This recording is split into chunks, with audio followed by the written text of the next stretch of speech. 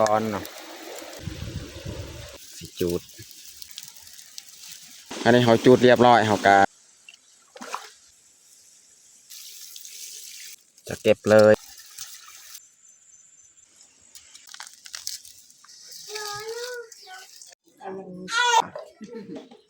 ไอละผักไทยยำ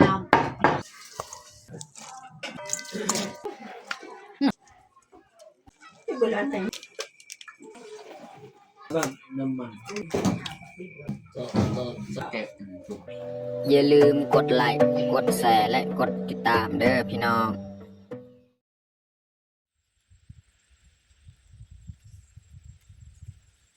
ครับสบายดีแล้วก็สวัสดีเบิร์ดสู่ครูสุคนเนาะยินดีต้อนรับเข้าสู่สองบ่าวยืงแล้วก็มื้อนี้ก็เราบ่ได้เข้าให้เพราะว่าช่วงตอนเช้าวันกี้เนี่ยเพราะว่ามีบริษัทเพิ่นมาฝึกอบรมอยู่บ้านเฮาเนาะก็เลยเฮากับเมียก็บ่ได้เข้าให้ก็เลยร่วมเขาเจ้าฝึกอบรมเนาะเรียกงานของบริษัทนี่แหละแล้วก็ตอนแรงมื้อนี้ก็เลยสิพาเมียลงไปจูดส่วนที่เฮาทางไว้มื้อนั้นแหละบอนเฮาสิปลูกพืชผักส่วนที่เฮาทางไว้2บอนอันนี้ก็แห้งแล้วแล้วก็หลังจากเฮาจูดอันนี้แล้วก็สิหดพืชผักแล้วจึงกลับบ้านเนาะมาเฮ็ดกินเฮ็ดอยากอยู่บ้านเนาะเพราะว่าตอนนี้ก็เป็นตอนแรงออกมาโอเคมีแต่ทุกคนติดตามเบิ่งติดตามชมกับพวกเฮาได้ยาวๆเลยนี่เฮาก็สิออกเลยเนาะเพราะว่ายังมีทออยู่หั่นเนาะเฮาต้องสิได้ออกทอก่อนแล้วจึงเฮาจูดเนาะตะเว้นก็ยังบ่ทันได้อันนั้นแต่ว่าเมฆมันจะกันไว้ฮะถ้าว่าเมฆบ่กันไว้นี่ยังแดดอยู่นี่พอดีแหละเฮาจูดเลยจักหน่อยนะเฮาสิเอาทอออกก่อนจักหน่อยนะหลังจากจุดแล้วเฮาก็สิมาหดพืชผักที่เฮาปลูกไว้อยู่นี่ก็แห้งแล้งแล้วพี่น้องเนาะแต่ว่าน้ำมีแต่ว่าเฮาก็บ่ได้เข้าอยู่นี่เนาะพี่น้องเบิ่งนี่ส่วนผักของเฮานี่แห้งแล้งเบิดบ่เข้าเป็น2 อาทิตย์แล้วบ่ได้เข้าอยู่นี่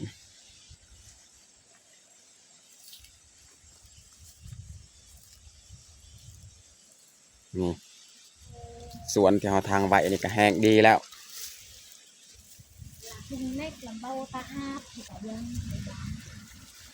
ทอนี่แหละเฮาสิแกะออกทอทอดำหั่นเฮาแกะออก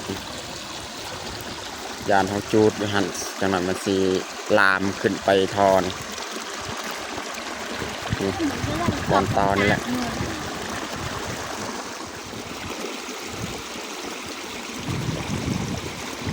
เขาจะแกะเสื้ออันนี้ออกก่อนเนาะ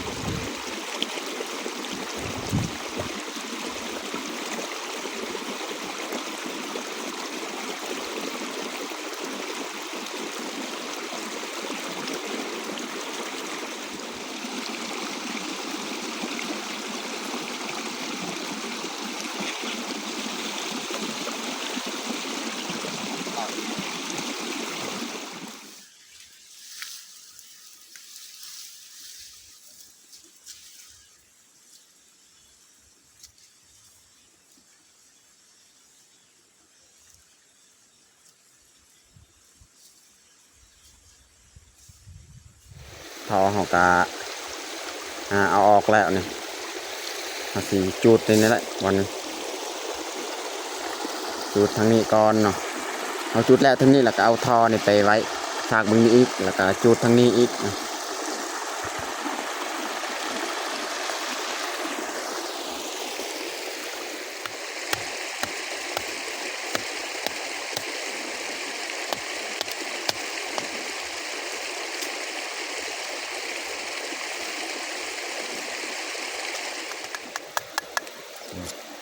เขาจะ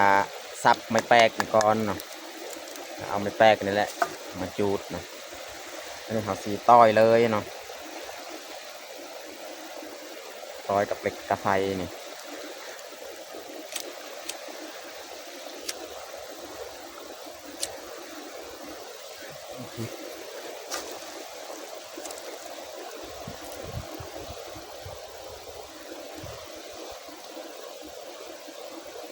ล่มแหงต่อยถ้าไฟบุขึ้น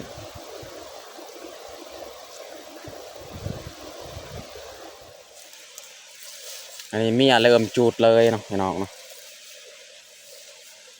เราก็สิจูดเลยเนาะนี่แต่ว่าเบิ้งสภาพนี่มันจะบ่ค่อยไหม้ปานใดเนี่ยของเฮานี่เราต้องเคลียร์ขึ้นสิจูดเนี่ยมันบางๆแบบนี้นี่มันจะบ่ค่อยไหม้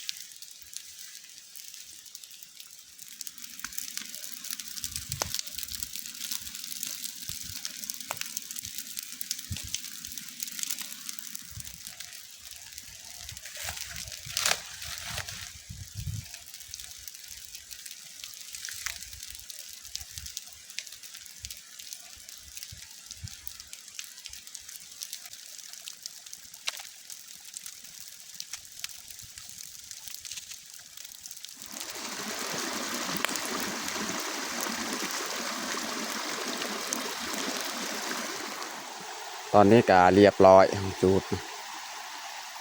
แต่ฝากเบื้องนี้แค่แน่ใหม่เบื้องนี้แหละนี่ใหม่กระติดกระตอนเพราะว่าหญ้ามันบ่ค่อยลายแถวนี้นึงมากะเอาทางตัวนี้น้ำลังหญ้านี่ยังบ่ทันได้แห้งละเอียดดีเนาะก็เลยใหม่แบบนี้แหละ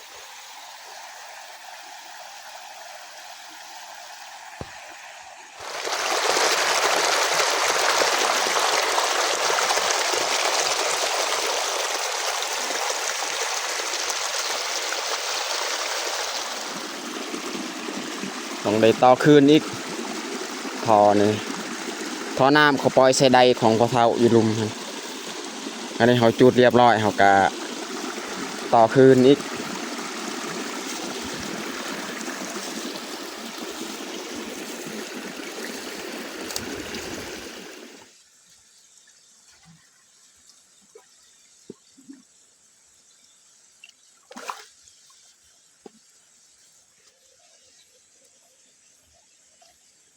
อันนี้เขาสีมาฮดพักหรือว่าสวนของเฮาแห้งแล้งแหละเดี๋ยวนี้บ่ได้ลงมาฮดมายัง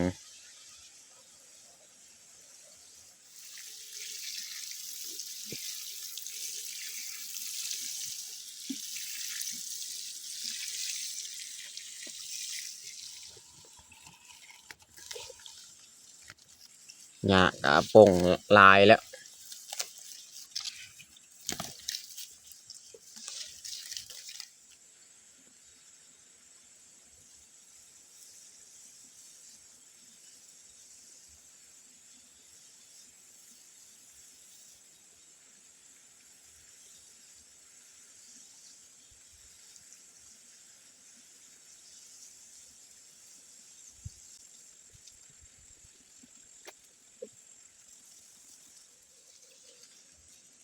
จะเก็บเลยเนาะ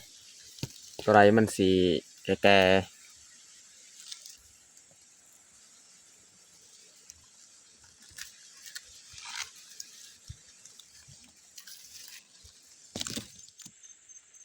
เก็บยอดมะบวบคันได้เข้าให้นี่มียอดมะบวบเลาะหาเก็บเข้าให้เก่า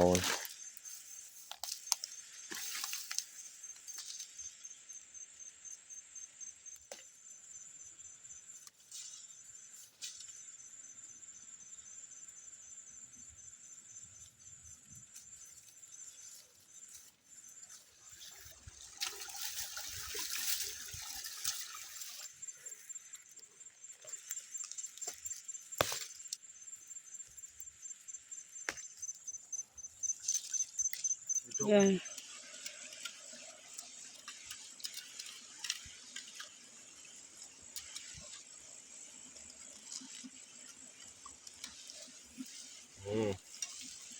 ผักอีคูนะพี่น้องลูกเอามาตำแจวหรือมาเห็ดป่นก็ได้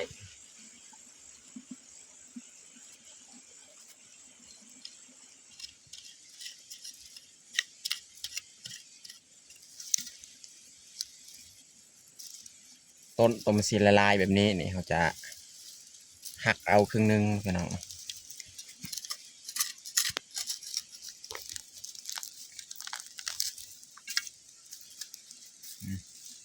หักเอาแบบนี้แหละ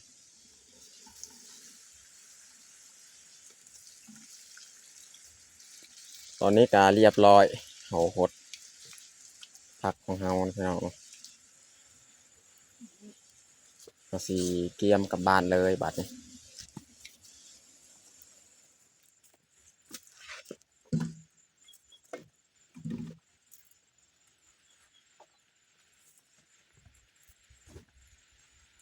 ตอนนี้เขาก็เก็บพืชผักก็ได้จำนวนหนึ่งแล้ว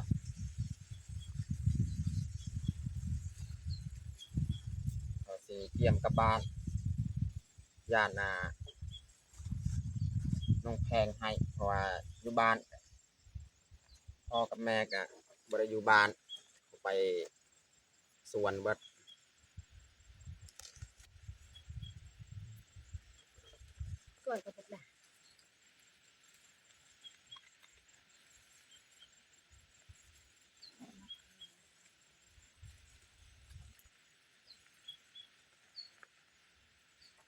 เอ้าสิกลับบ้านเลยบ้านนี้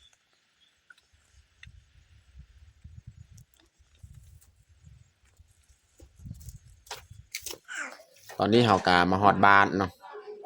พอดีเมียสิหุงข้าวเลยเนาะ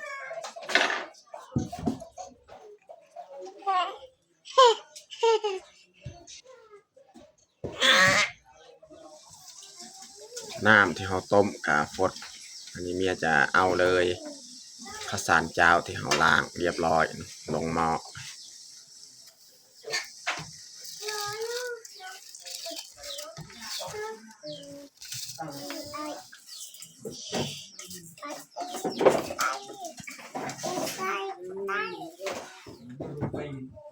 วันนี้เขาสีเกียมเฮ็ดอาหารเลยนะนี่เขาสีเอาปลาของเขานี่แหละมาเฮ็ดหมกหม้อหรือว่าเขาสีอบเพราะว่าข้าวของเขานี่ก็ใกล้สิสุกแล้วปลาจากห้วยเขาสีมาหั่นเป็นตอนแล้วก็สีมาอบหรือว่าสีมาเฮ็ดหมกหม้อเนาะ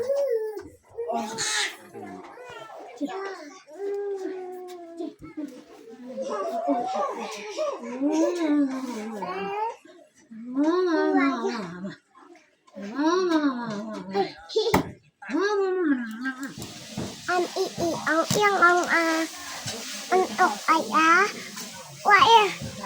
ไอ้อันโอ้ไอ้ไอ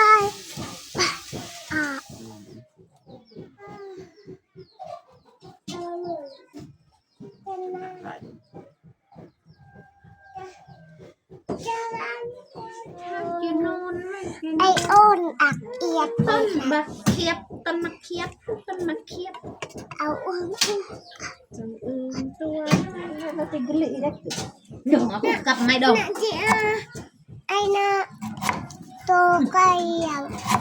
ไอ้น่ะไข่ซอยคาเนี่ย ซอยฟ้านี่ คาบ่แม่น ค่ะ ได้แล้วสำนี ไปละใส่เทียม บ่แม่นหอมแดง หอมแดง อืม อ้อยเทียมลูกผักเทียม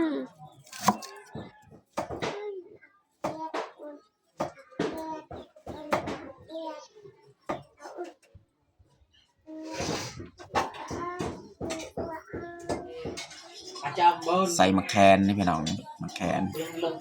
ใส่แล้วก็ตำมะแคนในก้อนเนาะตำให้มันแหลกก้อนเนาะนี่ประมาณนี้แหละบัดนี้เราสิใส่มะพริกเนาะใส่กระเทียมใส่หัวสีไข่นี่เราจะตำรวม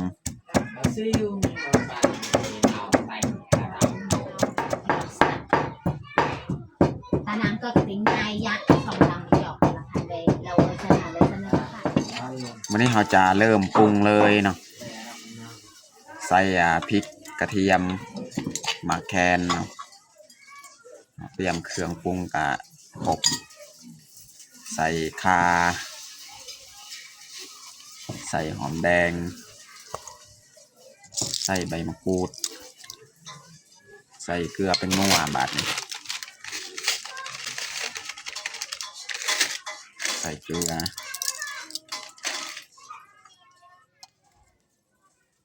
ใส่ผงนัวใส่น้ำปลาอีก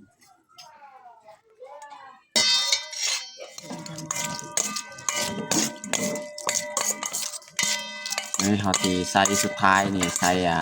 หอมบัวอีกเนาะ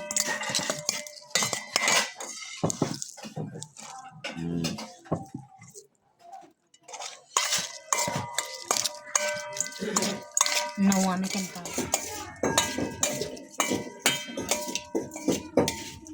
เราจะเลือกเอาใบผักกาดนี่มาห้องไว้ใส่ก้นหม้อนี่เพื่อบอกให้มันไหม้เวลาเราใส่ปลาของเราจังหน่อยนี่เราจะเอามาห่อจาก2-3 ใบห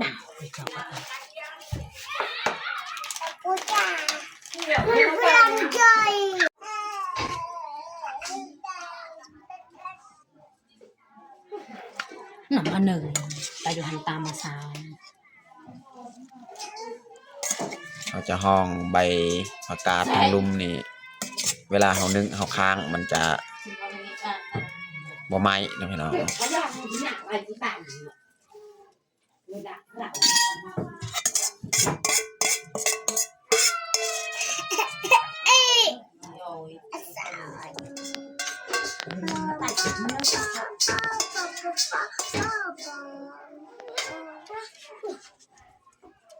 จอมเอาแต่งงานจากอาชิวที่หลักวัดจ้า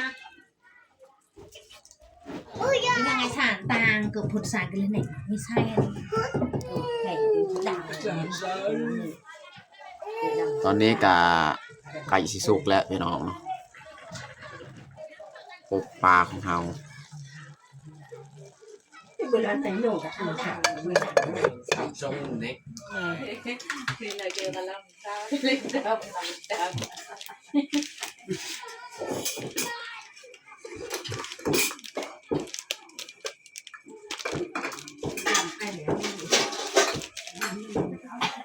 ตักใส่ถ้วยเลย เตาได้ดีเลย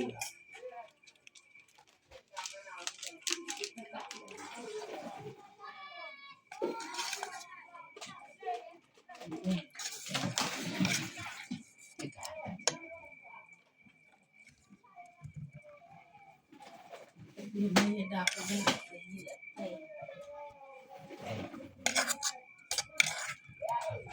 ไปดับเวมันเองที่ดับมัน ได้แล้ว นี่ก็เอามัน มันบ่เอานเนี่ได้เลย ี่เขาที่เมียหุง แล้วแบบน้ำมัน มือต่างเวร ไอ้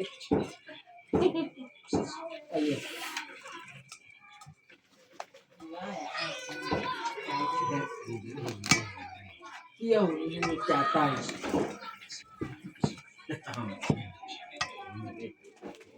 จ้าวใต้ดาวดาว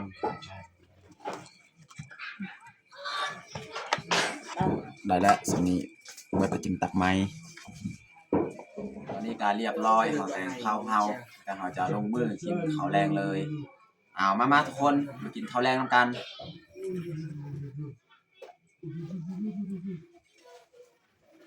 หมอนตาหัก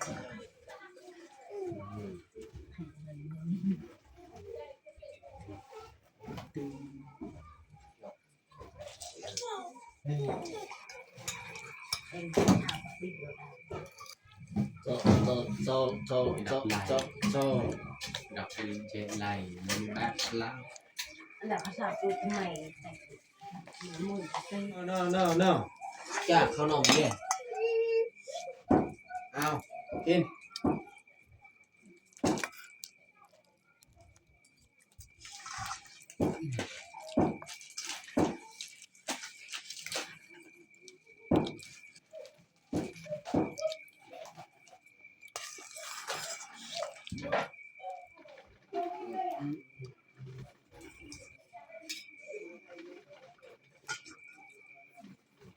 Hãy subscribe